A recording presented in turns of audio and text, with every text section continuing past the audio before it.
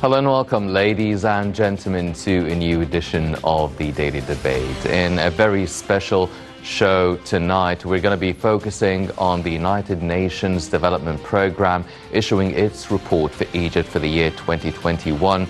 And the ceremony was held today and attended by President Abdel Fattah el-Sisi. We're going to be focusing on that in the first part of tonight's show. The second part will be regarding the Tahya Masr, or Long Live Egypt Fund.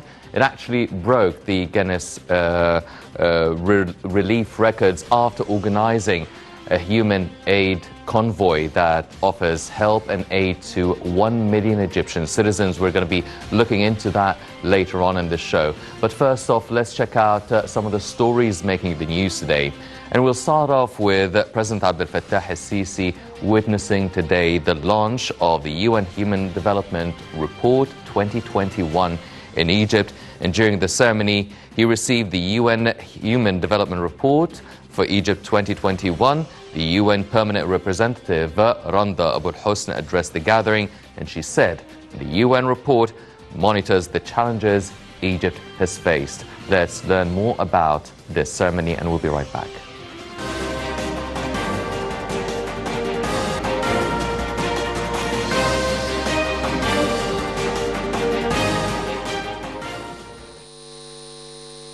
President Abdel Fattah el-Sisi attended today the launching ceremony of the United Nations Development Programme UNDP report on human development in Egypt for 2021.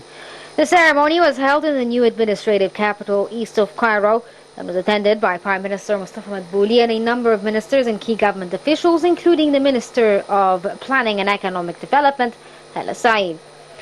The UN report showed comprehensive and profound development efforts undertaken by the state, which extends all aspects of life in Egypt. The report explained accurate and detailed data of those efforts and achievements over the past few years, which supports monitoring, analysis, and accurate indicators issued by the global specialized institutions regarding the development process in Egypt. During the ceremony, Randa Abu al-Hassan, the UNDP resident representative in Egypt, said this is the 12th Human Development Report to be issued on Egypt since 1994. Abu al-Hassan said it was an important report as it reaffirms Egypt's commitment to a development approach that puts human beings at its heart. He noted that the report covers a pivotal period in Egypt's modern history, starting from the revolution in 2011 and 2013, and including the adoption of the 2014 constitution, followed by major reforms in economic and social policies. Abu al-Husn said that these reforms managed to tackle chronic development challenges and that Egypt's economic reform program could achieve economic stability. She also highlighted that Egypt was among few countries that were able to achieve positive economic growth in 2020 despite the pandemic. According to the UNDP Egypt, the country's 2021 report highlighted human development between 2011 to 2022. This report took stock of the key achievements in the UNDP Egypt's work, highlighting results that have helped national authorities and organizations improving the living conditions of millions of Egyptians. The results are also the outcome of exceptional collaboration with the government, state institutions, civil society, academic bodies, the private sector, UN agencies, as well as donors and international development agencies. The UNDP introduced the report in 1990 to define and measure development and to rank countries based on the Human Development Index, which ranks education, health, and income. The COVID-19 pandemic is the latest crisis facing the world, but unless humans release their grip on nature, it won't be the last. According to a new report by the United Nations Development Programme, which includes a new index on the human progress that takes into account countries' carbon dioxide emissions and material footprint. According to UN data, Egypt increased its Human Development Index, maintaining its global ranks, and remains in the high human development category. For the first time, Egypt's HDI is higher than the average for Arab states. In 2020, Egypt ranks 116 according to Human Development Index and 102 according to its gross national income per capita out of 189 countries. This indicates that given the level of its economy, Egypt has a lot of potential to improve social protection, women empowerment, education, and investments, resulting in further progress for human development.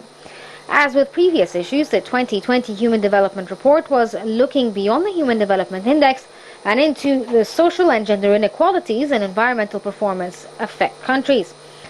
When taking inequalities into account using the Inequality Adjusted Human Development Index, Egypt's IHDI is lower than its HDI, pointing to the need to continue to address inequality. The year 2020 reminded us that environmental imbalances such as climate change, viruses spread, and other consequences of human activities are not mere side notes, but central factors in prosperous, harmonious societies.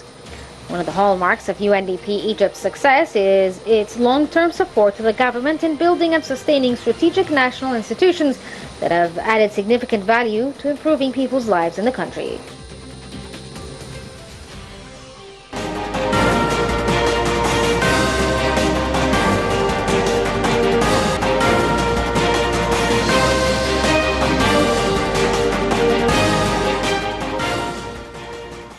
Welcome back, ladies and gentlemen, and also during the ceremony, President Sisi witnessed a session dubbed Development is Right for All, Egypt, the March and the Path.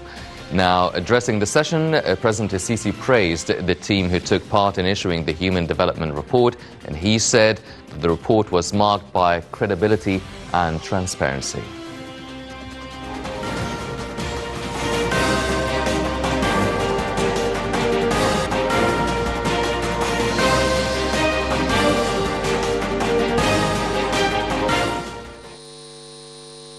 President Abdel Fattah el-Sisi attended the Charity Doors or Abwab al-Khair celebration at the new administrative capital, which targets raising the living standards of about 5 million citizens.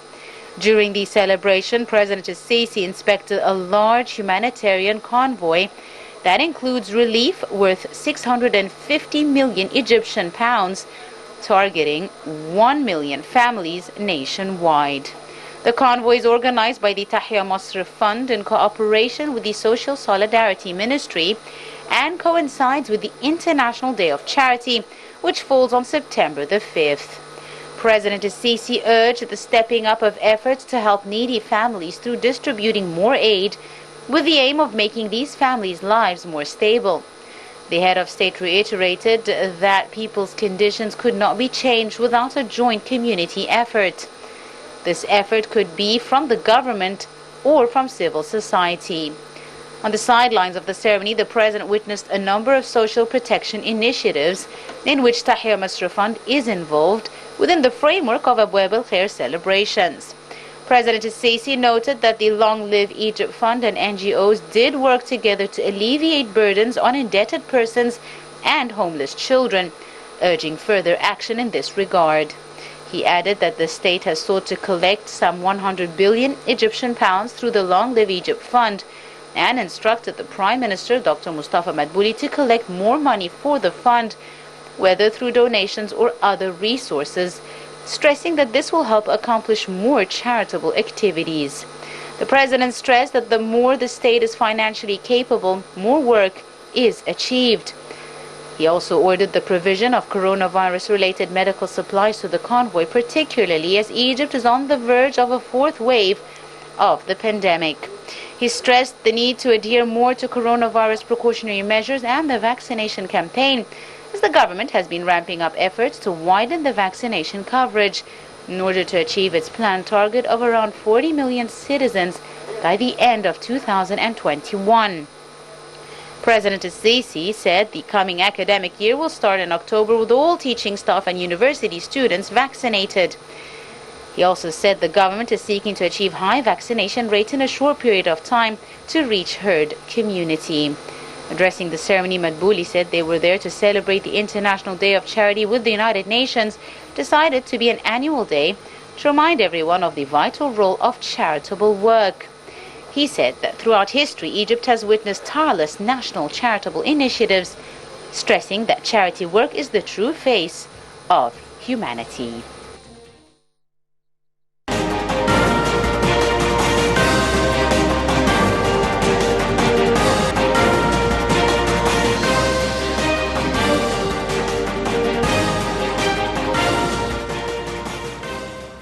Well, Welcome back, ladies and gentlemen, and now we're joined over the phone to shed more light on this glorious ceremony by Dr. Ibrahim Hegazy, the economic expert. Dr. Hegazy, can you hear me, sir? Yes, hello, Hani, how are you? Good to I'm hear very you well, again. sir. Dr. Hegazy, now, the United Nations Development Programme issued its report on Egypt for the year 2021, and the President himself was keen to attend the ceremony. Can you please shed light on the importance of such a report that is issued by the UNDP on Egypt for this year, and that was highlighted, the importance was actually highlighted by the attendance of His Excellency the President? Yes, first of all, I think we have to refer to the human development reports in general, as these are comprehensive, transparent reports that cover many facets of any country.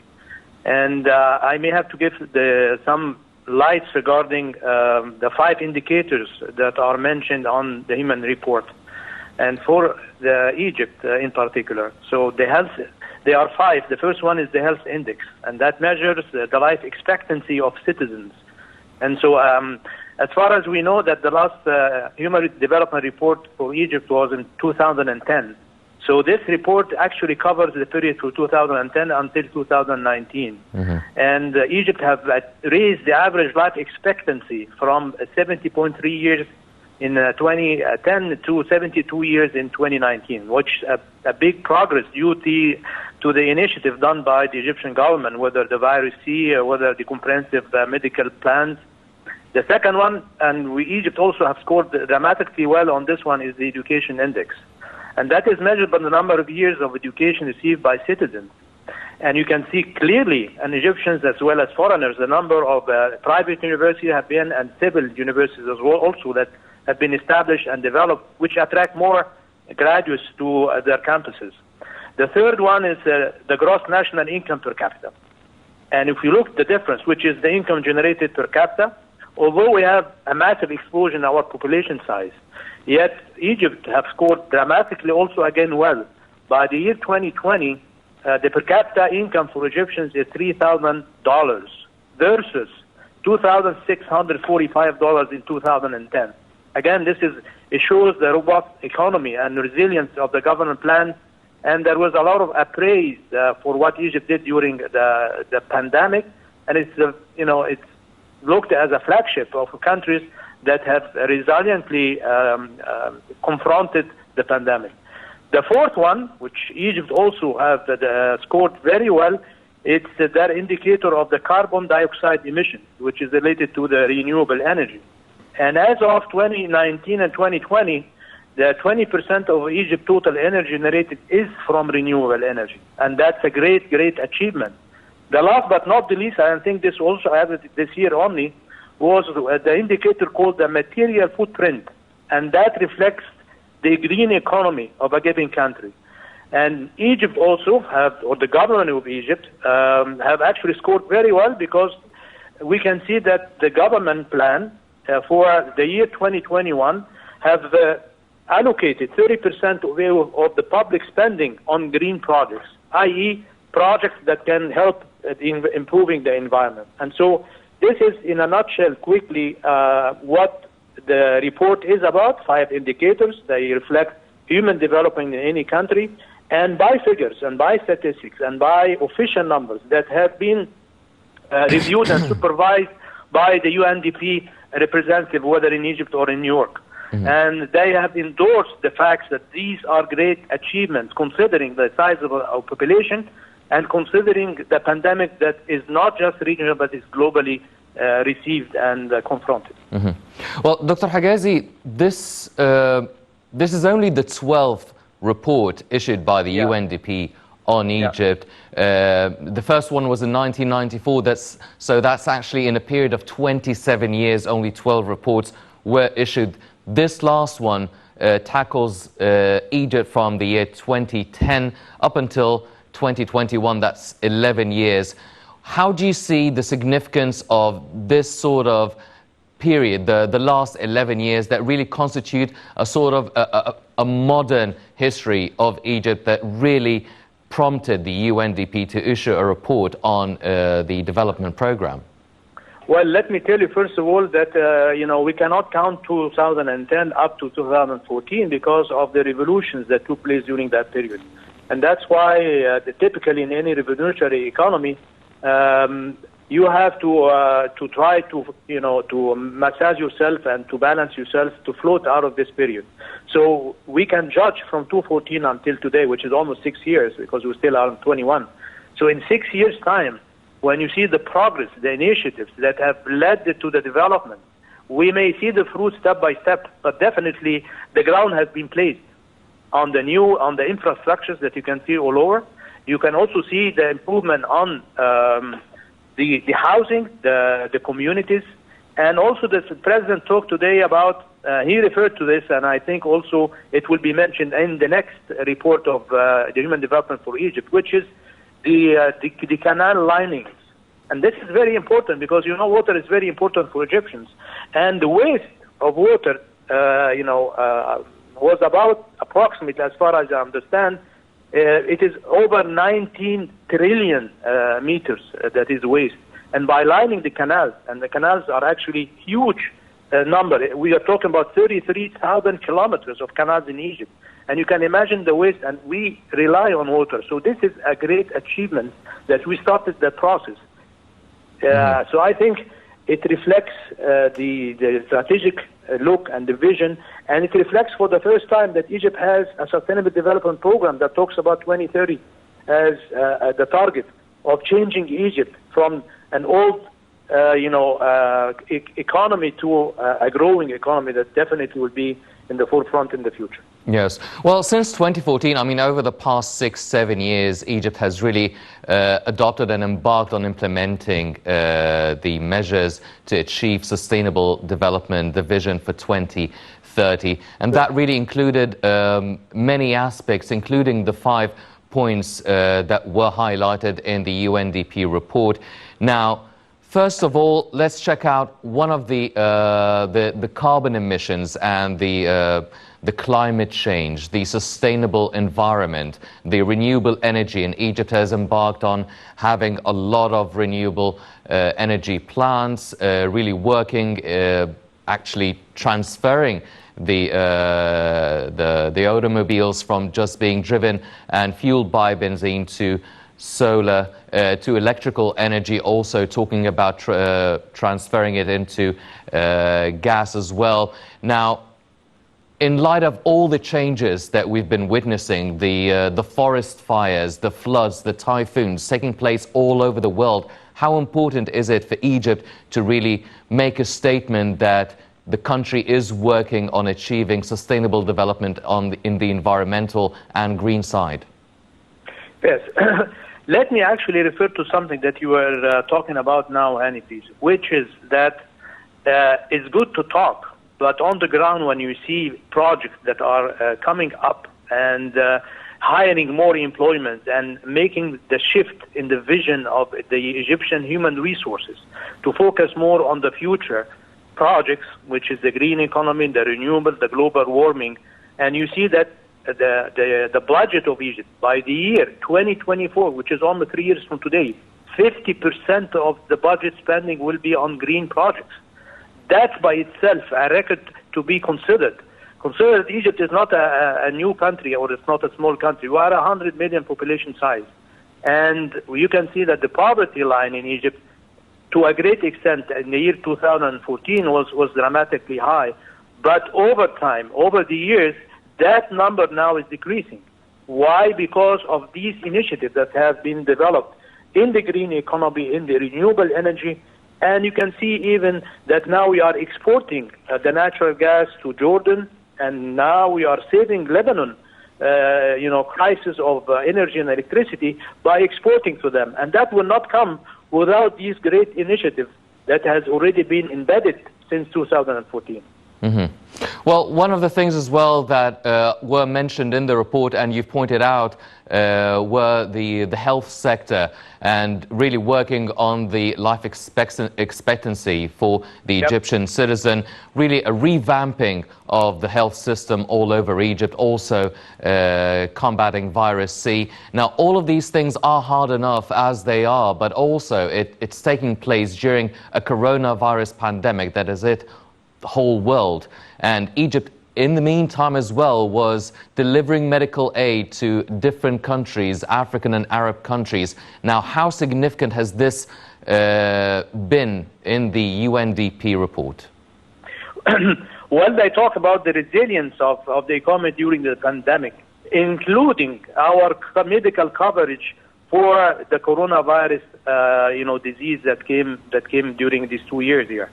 And you can see that Egypt is one of the countries which is leading to produce the vaccines, whether the Chinese, because still we are lagging behind to some extent in terms of vaccinating the economy.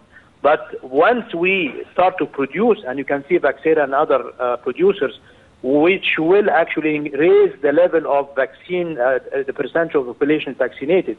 And that's another point that was actually raised in the report. Dr. Hegazy, now, whenever we talk about development, the highest form of development as well is the human development and really reducing the unemployment rate. Now, we've seen the country embarking on many national mega projects, really employing a lot of the Egyptian citizens. And also there's a big focus on the youth, the big focus on women empowerment, a big focus on dealing with women issues and children's issues and battling domestic abuse and all of these things in terms of human rights and being recognized to have achieved progress in such a critical file for the whole world by the UNDP. How is that significant, not only for Egypt and its image within the UN, but also for the international community? Sure. When you look at the statistic of the Egyptian population, you realize that a big percentage is on the countryside. And that's why I was very pleased to see in the report the referral to the Decent Life Initiative. That's one of them. Decent Life Initiative is not just to improve on the infrastructure, on the well-being of the Egyptians on the rural and countryside, but it also tends to promote small, medium, and micro projects in these areas, which is one way of elevating or reducing the unemployment rate.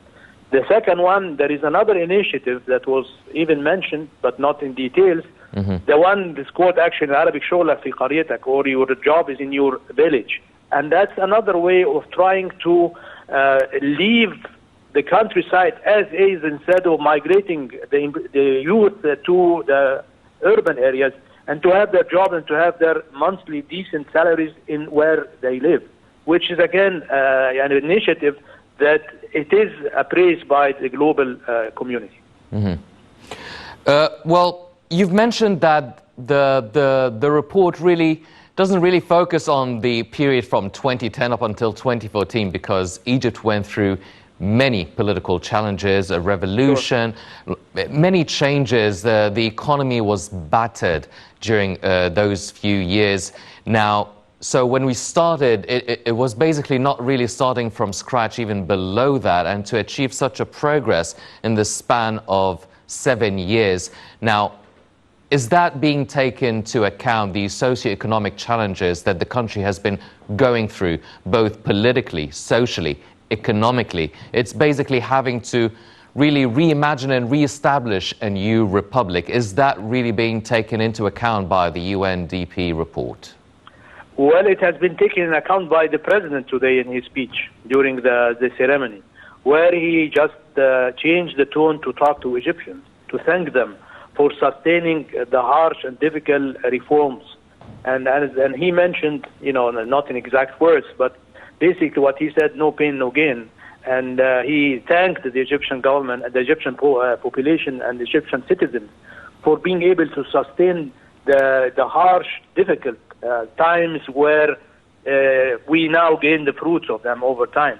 But definitely it was talked about as government plans and how resilient the economy was during the pandemic in particular, because these 2 years, when you look at how many countries had a positive GNP growth rate, few of them only, but Egypt still maintained an average between 2 to 3.5%, and it's actually growing to 5% in the next years. So this was highlighted also on the report. Well, Dr. Hegazy, one final question now. All this is good and well, and it's a really good recognition by the UNDP, a very revered international institution, by the achievements taking place and the progress taking place here in Egypt. But what would you say are still the remaining obstacles and challenges that Egypt needs to face and overcome to achieve a more complete vision of sustainable development and human development here in the country? Well, I think one of the challenges that was mentioned in the report was related to more role of women in the agenda of sustainable development in Egypt. Although a woman is included in the Egypt Vision 2030, but still they need to be more reinforced in terms of their role in growing the economy. The second point also was related to tackling the private sector and the role of the private sector in the economy. So these, I think, what we need to work on a little bit more. More inclusion of women, more inclusions of the private sector in the human development. Because at the end of the day, sustainability will not come from relying predominantly on public spending. Sustainability will grow and will stay sustained through the injection of more funds from the private sectors. Definitely there is more injection coming from the foreign direct investment, FDI, but still you have to rely on your own Egyptian private sector. Yes. Dr. Ibrahim Hegazy, the economic expert, thank you very much, sir, for joining us. And ladies and gentlemen, also President Abdel Fattah al-Sisi received today the Speaker of the Libyan House of Parliament, Aqila Saleh, and Commander-in-Chief of the Libyan Armed Forces, Field Marshal Khalifa Haftar. During the meeting, President al-Sisi asserted that Egypt would continue its coordinating efforts with all Libyan sides in the coming stage to guarantee the unity and coherence of the Libyan national institutions. The head of state stressed that such efforts would lead to the scheduled presidential and parliamentary elections by the end of the year. Such efforts, he added, would also help stopping any foreign interference in the country's internal affairs, which he said only aims to carry out its own agenda at the expense of the Libyan people. The president said Egypt aims to expel all mercenaries and foreign armies from Libya. President al-Sisi hailed the Libyan leaders for their constant keenness to fulfill their people's will and meet their interests with the aim of regaining security and stability, in addition to maintaining its unity and sovereignty.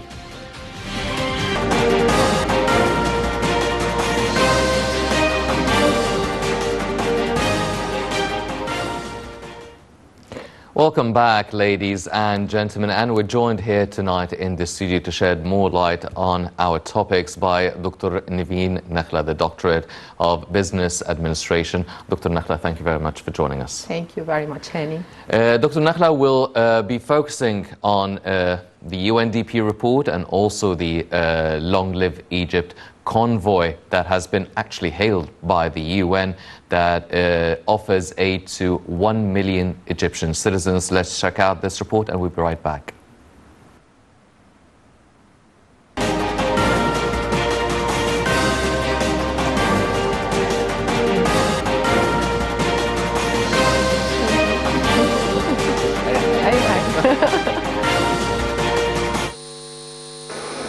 The United Nations hailed the experiment of Tahya Masr Fund in launching the world's largest humanitarian convoy to support 1 million families across the nation.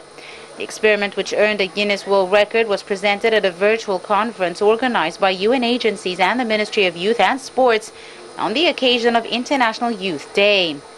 Transforming food systems, youth innovation for human and planetary health. Speaking at the conference, Tahya Masr Fund spokesman Mohammed Mukhtar said the fund has accumulated experience in organizing humanitarian convoys. He demonstrated how the fund teams managed to package and load more than 3,600 tons of dry food and 2,000 tons of poultry, as well as blankets and clothing items, in less than 3 days only, in addition to managing a convoy of 480 trucks loaded to full capacity to support 1 million families in different governorates around the country.